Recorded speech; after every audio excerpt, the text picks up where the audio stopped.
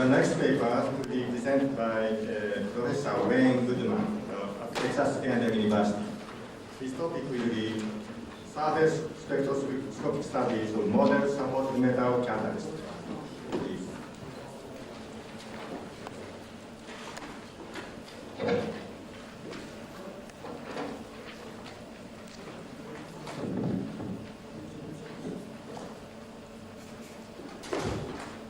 Well, good morning.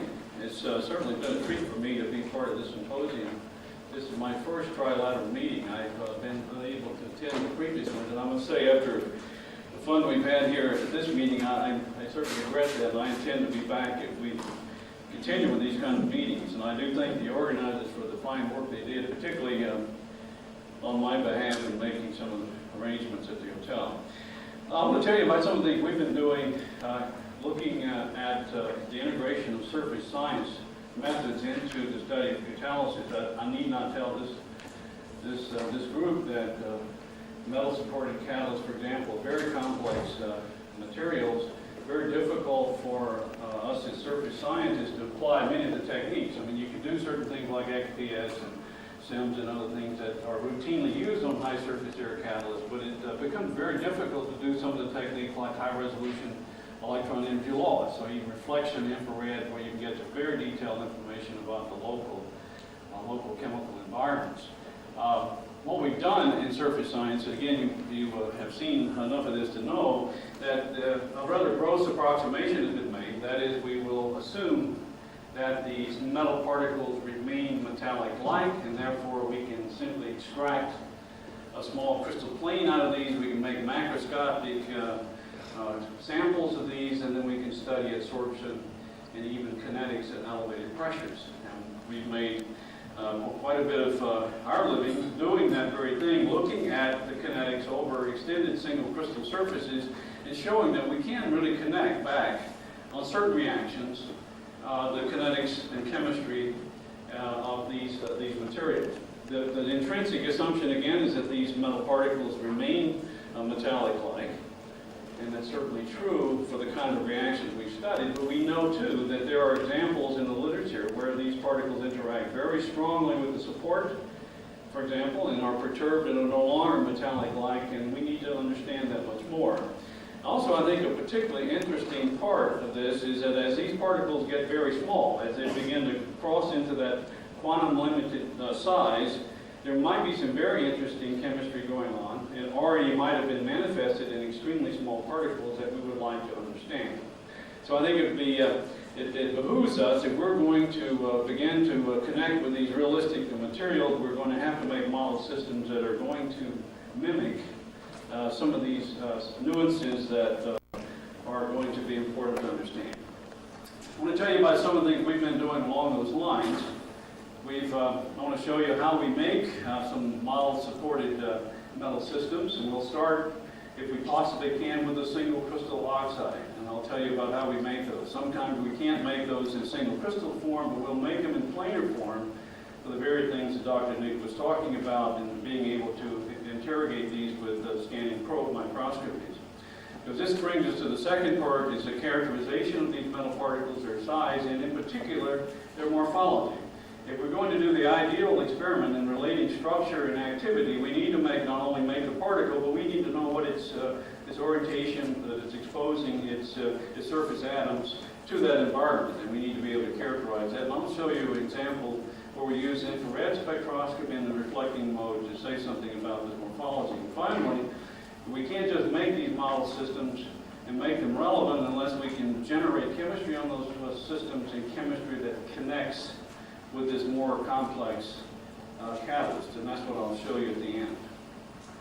Here's the apparatus. You've already seen this in the previous. I need not say much. It's schematic. We use a number of different kinds of these machines. They have a lot of techniques that you're familiar with, but we prepare our samples in ultra-high vacuum. We then transverse in a facile way into a high-pressure environment to look at the reaction kinetics if we so desire. We can also do reflection infrared. And more recently, we can mix photons in a some-frequency way and do some frequency generation to interrogate the interface under elevated pressure conditions. And I think that, along with STM under in situ conditions, is going to be extremely important for understanding these systems. Here's a cartoon. Again, I've already described it. We make a metal film on a metal substrate and we put particles on top of it. Very easy to say.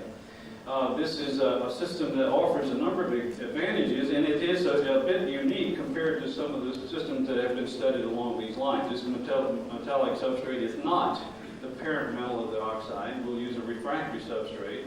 This film is just not a thin film. It's an extremely thin film of less than 50 angstroms in thickness. We make it thin in order for it to neutralize any charge that develops, and this allows us to shoot charged particles at the surface, even electrons at 30 volts or so that we would use in high-resolution electron energy loss, and these do not disperse. There is no charge, essentially accumulation, because of tunnel neutralization to the surface. And we'll make the particles in a way I'll describe, but we have nice homogeneous heating. If we keep this film less than half the wavelength of light, which we certainly do, we can do a grazing reflection experiment in contrast to a very difficult critical angle experiment that you would have to do with a bulk oxide.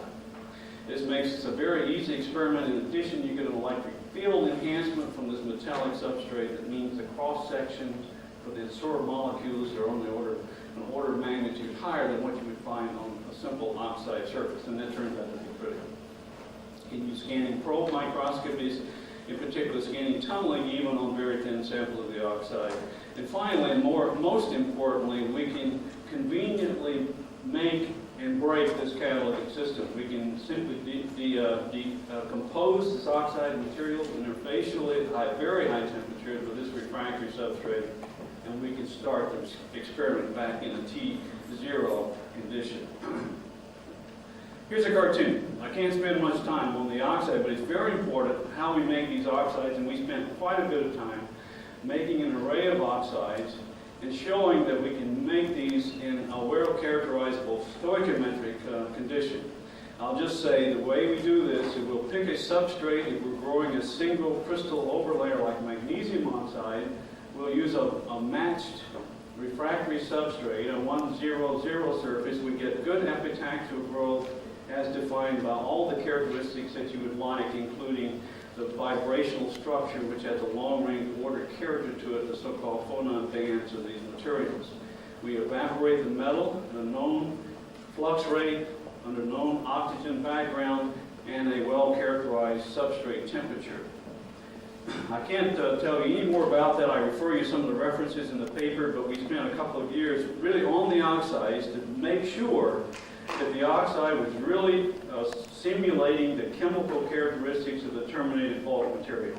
By all the techniques we could study chemically and electronically, we can say that these are excellent models for the so-called real-world material. And that's important. It's important to make sure you do that in order to do the next step of the experiment, and that's this. We're going in cartoon fashion. We make our oxide as I described. It has a recipe associated with the particular oxide of interest. In this case, I'm going to spend most of my time on silica. Again, we'll start with less than 100 angstroms, typically about 20 to 30 angstroms of the silica. We will go to liquid nitrogen temperature. We then evaporate the parent metal of interest, be it copper, nickel, or palladium. Let's look at palladium in particular, or copper. At low temperature, these metals will go down metastable in a layer-by-layer fashion, and then we do a simple thermal anneal, and this is describing a thermal anneal that gets us to an equilibrium state of the particles. And what I'm showing in cartoon fashion is that we have a simple homonucleation that occurs. Homonucleation of the metal, that is thin metals, films give us small particles. Thick films give us large particles. I've got to characterize that and convince you that we know how much metal we put down and also the particle sizes that we generate. One simple way to do that is the way that you would do it on a typical catalyst, and that is you would do a chemisorption experiment, let's say with carbon monoxide. We can do that as well. In an ultra-high vacuum experiment, we can do it very, very nicely and accurately. We can absorb the carbon monoxide. We know precisely how much metal we have, and that it is an interesting story in itself, but you have a very interesting microquartz, a microbalance technique using the substrate as an integrator, the amount of metal. But we can absorb the carbon monoxide. We can then describe the dispersion based on that carbon monoxide, and if we assume an average particle size, we can do the same thing you do in a typical supported catalyst. We get dispersion versus the palladium coverage. Now, one monolayer in this plot would represent one palladium atom per surface molybdenum, the substrate underneath the silicon, and that's very easy for us to very easy for us to define. Now, the second experiment I'm showing here is a scanning is atomic force micrograph, in which we go in and interrogate a particle that we would think, based on the dispersion, chemisorption data, would be a 400 angstrom particle. That is equivalent to 8 monolayers. Initially, we nucleate that, and what do we find with atomic force?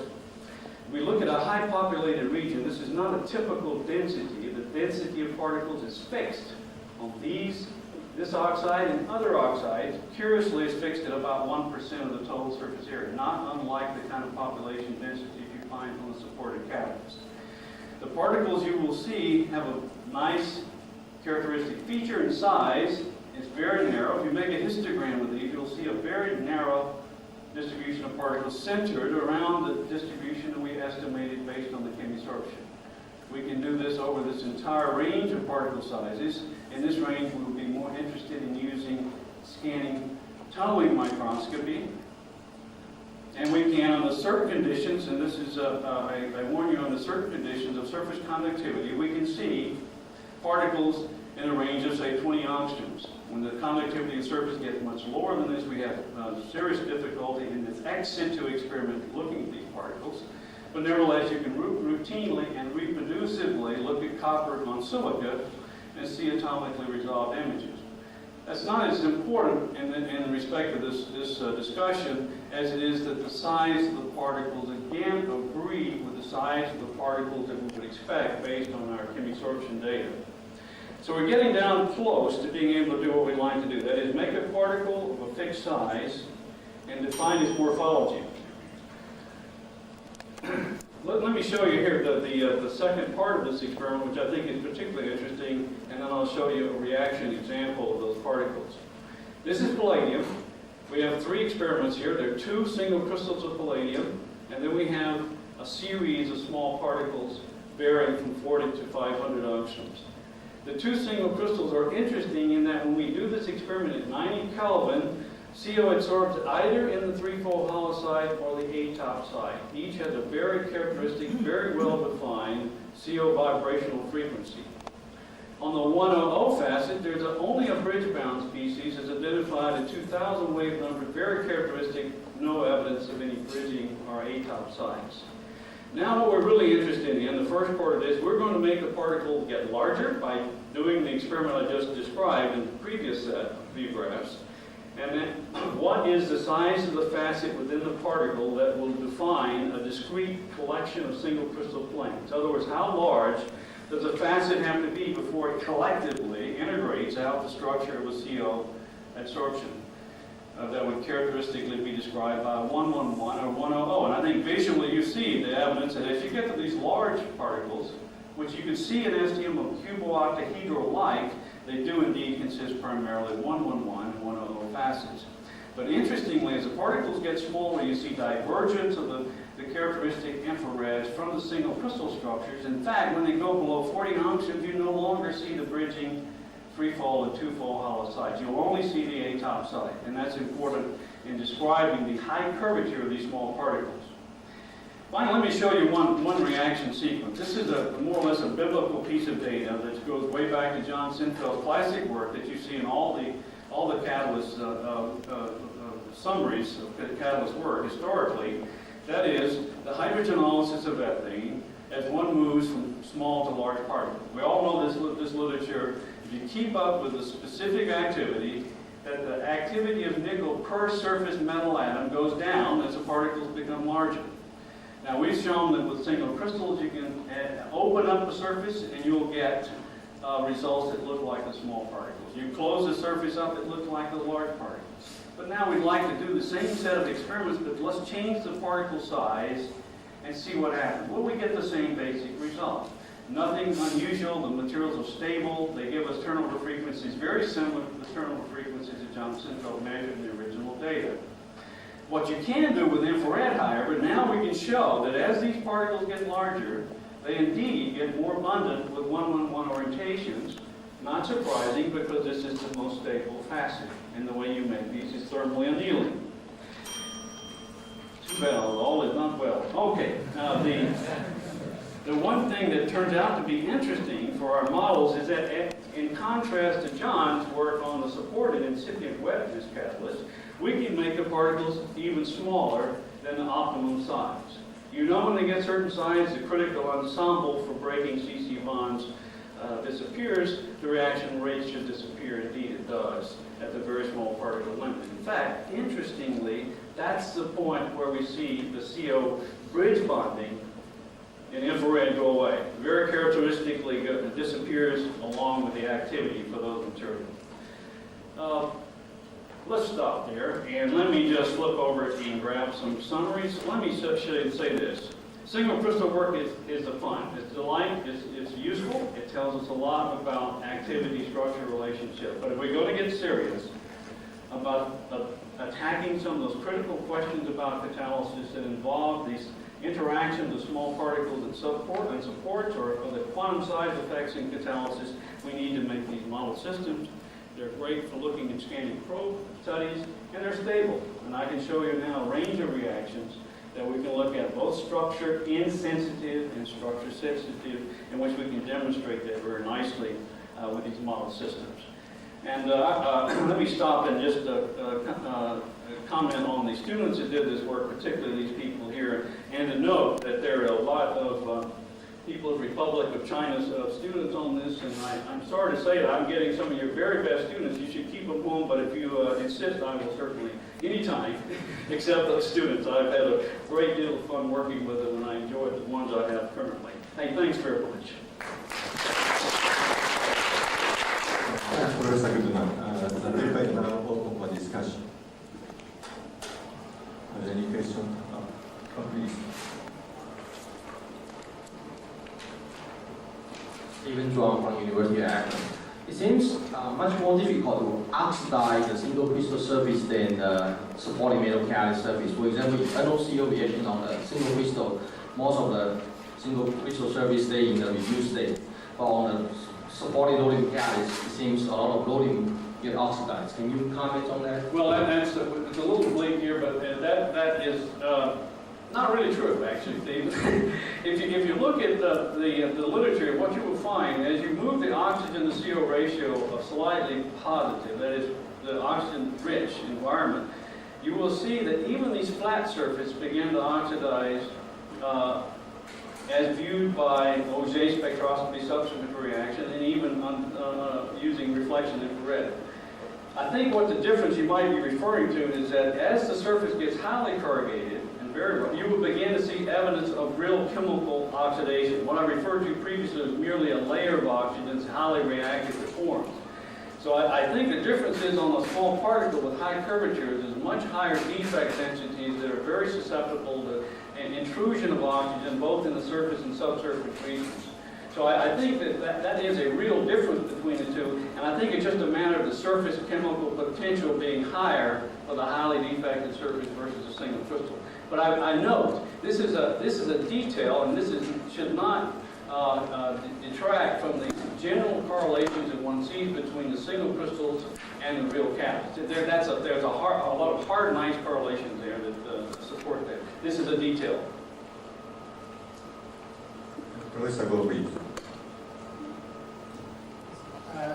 One of the slides showed the carbon dioxide absorption and the single crystal palladium at low temperature. You can linear form and hollow form carbon monoxide. And for the cluster bridge of carbon monoxide, is that true?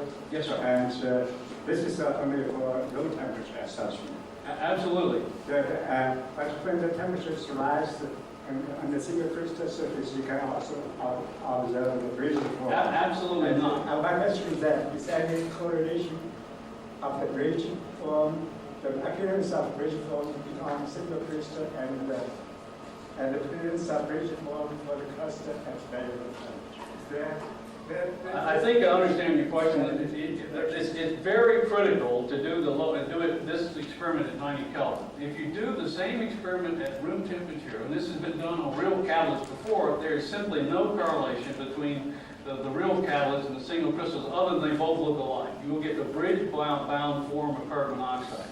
This particular ordered state of CO is characteristic of the low temperature absorption. But my question is, what is the origin of the bridge form for that appeared on the single crystal surface? On the 100 surface. On the single crystal surface, when temperatures rise. And the temperature is pretty low, very low, very linear and hollow species. No, there was on the 111 surface, it's because there's a 2x2 ordered phase of the CO in which all the COs are either in the three-fold hollow side or the A-top side. There's simply none in the two-fold hollow at that coverage and at that temperature. If you warm it up slightly, it flaps into a bridge band. We'll talk about that. Thanks. So time is running out. We have to stop discussion. Thank you very much. Thank you for your cooperation.